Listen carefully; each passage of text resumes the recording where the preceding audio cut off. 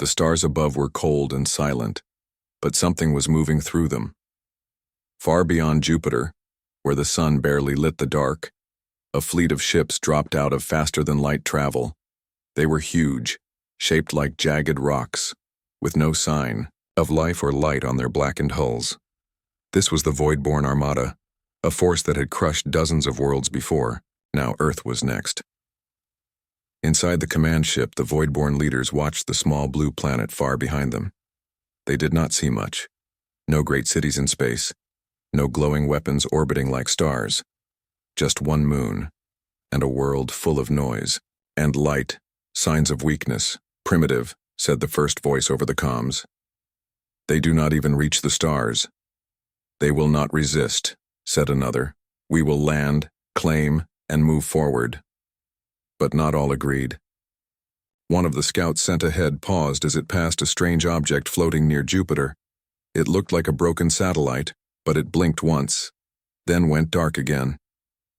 On Earth, things were not as quiet as the Voidborn thought. Deep inside a military base hidden under mountains, Commander Ethan Blake stood in front of a large screen, showing the same dark shapes near Jupiter. Those aren't asteroids, he said. They're ships. Next to him, Lila Harper, a young officer with sharp eyes, tapped at her keyboard. They're big. Too big for anything we've seen, and they just stopped moving. Ethan looked at Dr. Amanda Reyes, who worked at the Jet Propulsion Lab. She had been the first to notice something wrong days ago. What do you think? He asked. She shook her head. Not natural. Whatever that is, it's watching us. Hours later, the scout ship from the alien fleet moved toward Mars. Its path was slow, confident.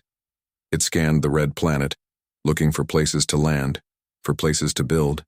But as it passed Phobos, a tiny moon, it triggered something. A signal woke. Up far below on Earth, an alarm sounded inside a secret facility buried under Colorado. Lights flashed. People ran. Something just turned on near Mars, said a technician.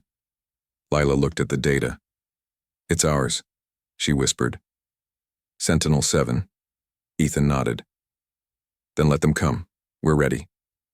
Outside, the sky was still, blue. The world didn't know yet what was coming. But the aliens. They were about to learn something new. Humans were not weak, and they were not alone. The alien scout ship moved closer to Mars, silent and sleek against the dark sky. Its sensors scanned the red planet looking for signs of life, weapons, or defenses. What it found was almost laughable. A few old rovers, some broken satellites, and nothing that could stop even one of their ships. Back on Earth, the people, watching, knew this wasn't true. In a hidden command center deep under the Colorado mountains, Commander Ethan Blake stood with his team. Lila Harper sat at her desk, eyes glued to the screen as she listened to the alien signal being picked up by a network of secret satellites. They're talking, she said. Not just scanning. They think we're weak. Easy targets. Doctor, Amanda Reyes leaned over her shoulder. Can you understand them? Some of it, Lila replied. They mention Earth. Conquest. They don't think we can fight back. Ethan didn't look surprised. He had spent years preparing for this moment. So had others. Governments, scientists, private companies, all working in secret while the world thought space was just for research and tourism. But it wasn't. It was for war.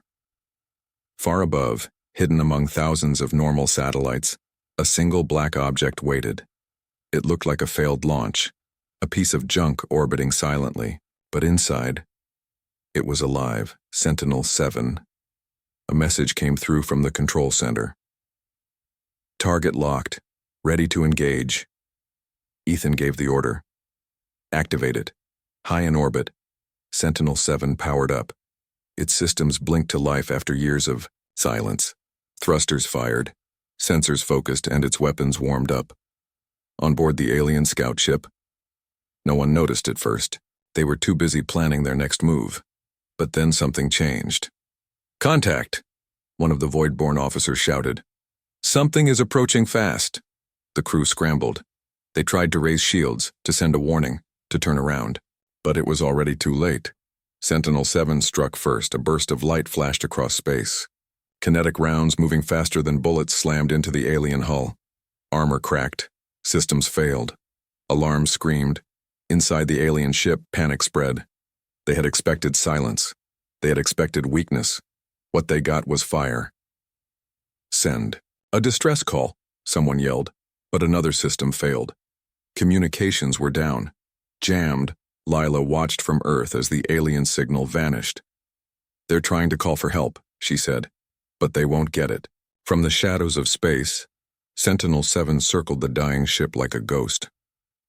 More strikes followed, each one precise, each one final. Within 90 minutes, the scout ship was gone. Nothing left but pieces, and somewhere far behind Jupiter, the main alien fleet still waited, unaware that their first wave had been destroyed without ever reaching Mars, unaware that humans were not the easy prey they had believed, unaware that Earth was ready. The alien scout ship was gone. Nothing remained but broken metal drifting through space. Some pieces crashed into Phobos, burning bright for a moment before vanishing into the dust. No survivors. No signals. Just silence.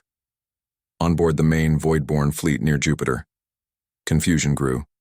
The scout ship had stopped responding. No message. No data. Just empty static. "Something is wrong," one commander said over the comms. "Maybe. Interference," another replied. "We will send another." But sending another wouldn't be fast enough.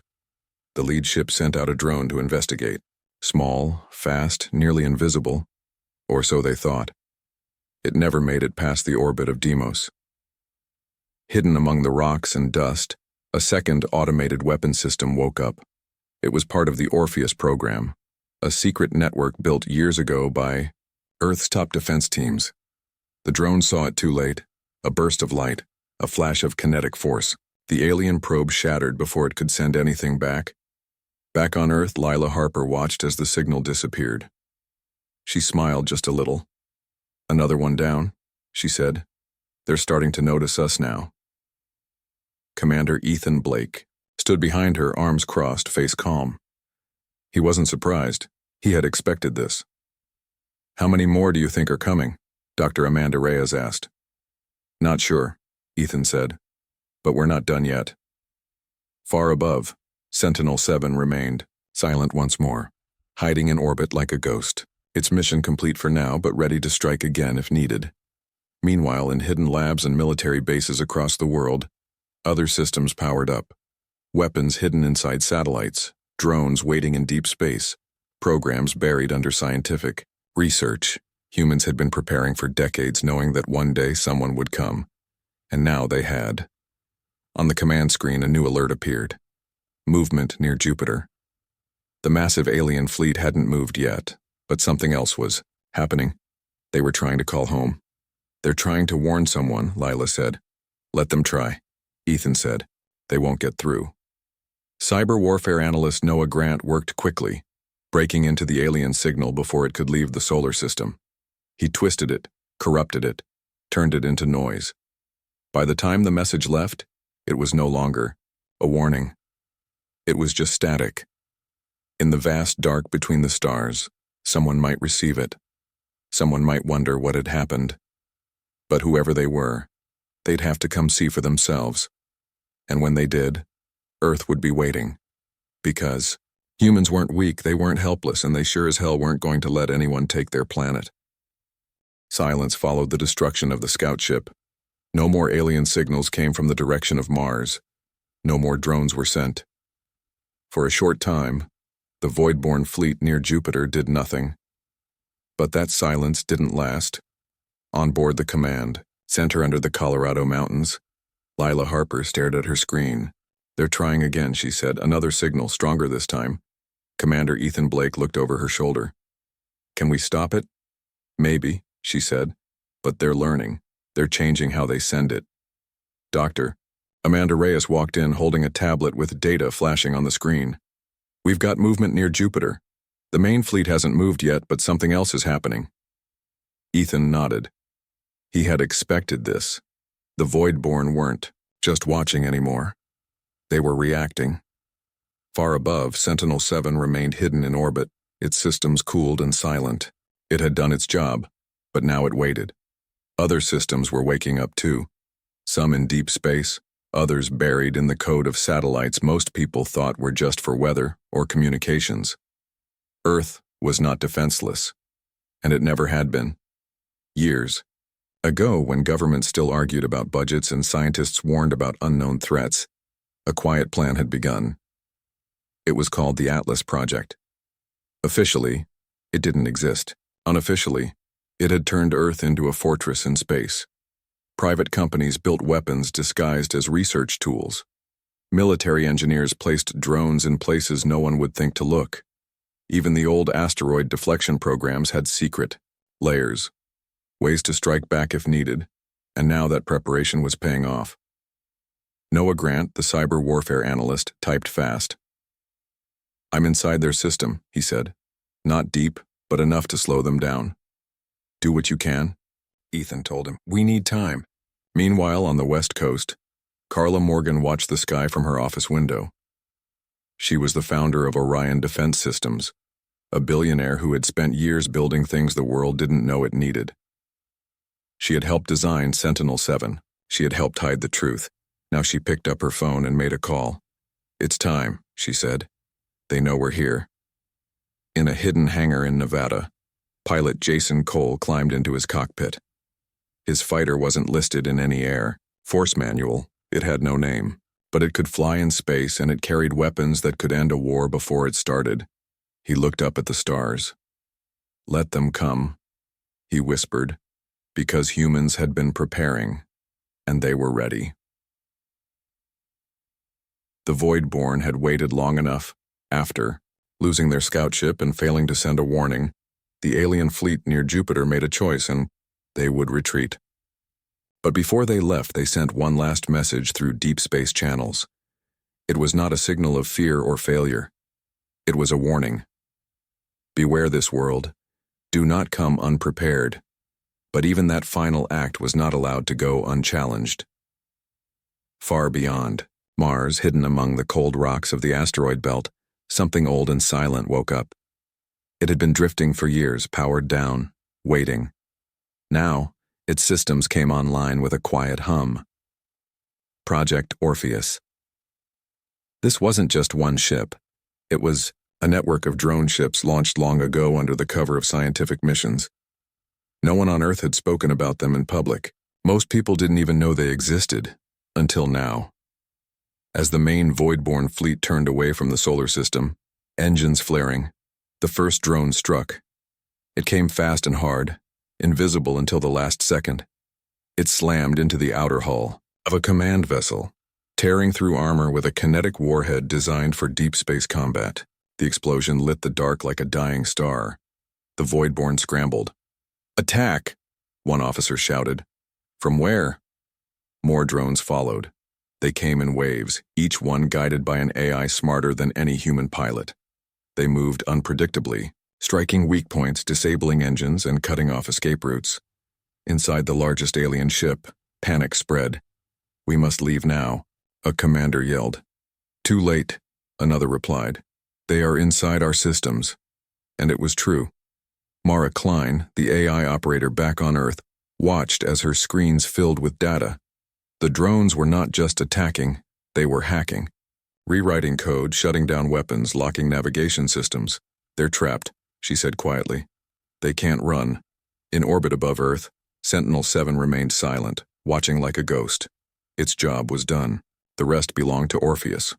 One by one, the alien ships fell. Some exploded in bursts of fire. Others shut down completely, floating dead in space. The few that tried to fight back found their weapons jammed, their shields useless. Within hours, the Voidborn fleet was gone, not in retreat, in pieces. On Earth, no one celebrated, no loud speeches, no news headlines, just silence. And somewhere far out in space, a final transmission blinked through the stars. Not from the Voidborn, but from their killers. Message recorded. "If you come here, you will die." Because humans had proven something that day. They were not helpless. They were not weak. and they would never let anyone take their home. Earth stayed quiet after the battle in space. No one on the surface knew the full truth.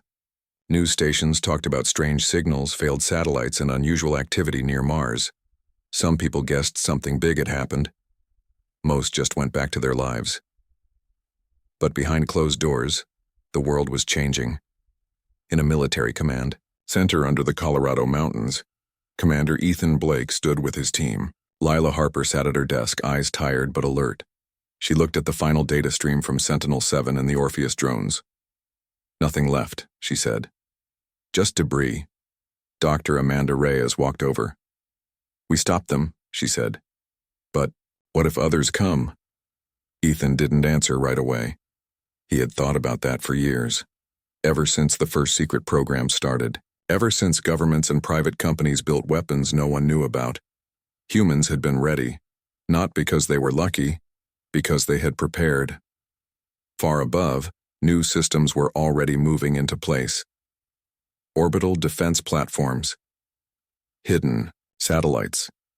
Drone ships watching the edges of the solar system. The war wasn't real yet, but now, Earth was waiting. On the west coast, Carla Morgan watched the sky from her office window. Reports had reached her company about how much damage had been done, not to Earth but to the alien fleet. She smiled as she read the final line from the mission log, "Target eliminated. No survivors." Elsewhere, pilot Jason Cole sat in a small room, drinking coffee like nothing had changed. But he knew better. Everything had changed. Out in space, the silence stretched across millions of miles. The broken remains of the void-born fleet drifted among the stars. No more signals, no more movement. And somewhere, far beyond the edge of human reach, other eyes might have been watching. Sometime later, General Karen Briggs gave orders from a secure location. "Start Phase 2, she said. "We don't wait for them to come again." New construction began on Mars, not for tourists or scientists, for defense. On board a deep space probe launched years ago, a message was recorded, not for humans, for anyone else out there. "This is Earth. We do not welcome invaders," because the galaxy had learned something new. Humans were not weak, they were not helpless, and they would never let anyone take their home. Years passed. The stars remained quiet. On Earth, life went on. People built, worked, dreamed. Most never knew how close they had come to war. Some guessed. A few remembered. But no one spoke of it out loud. In hidden places, things kept moving. New weapons watched the sky. New ships waited in silence. New plans were made for something that might never come again. Commander Ethan Blake stood on a ridge on Mars. The red dust moved slowly in the wind. The sky was dark above him. Behind, a base grew larger every day, not for science, for defense. He looked up at the stars. Earth hung in the sky like a blue marble. Peaceful, quiet, but he knew better. Far out in space, a probe from another world passed through the edge of the solar system. It had traveled for centuries, sent by a species that wanted peace, trade, knowledge. It scanned Earth. It listened, and it found something strange. No signs of war, no weapons in orbit, not obvious ones. Just a quiet planet with eyes watching the stars. The probe sent a message back. "We found them. The humans are not ready to meet us yet." Then it turned away. Back on Earth, Lila Harper sat in a small room, watching data flow across her screen. She saw the signal, faint, distant. Someone else had been here. She smiled. Dr. Amanda Reyes walked in. "Did they see what we wanted them to see?" "Maybe," Lila said. "But they got the message." Ethan returned from Mars months later. He met with generals, scientists, and leaders who still wore suits instead of uniforms. He told them one thing: we don't wait for them to come again. Because humans had learned something. The galaxy was full of voices, some friendly, some dangerous. But now humans had a voice too. Not one of fear, not one of weakness. A voice that said, This is our home. Come near it and you will die. Because humans were not helpless, they were not weak, and they would never let anyone take their world.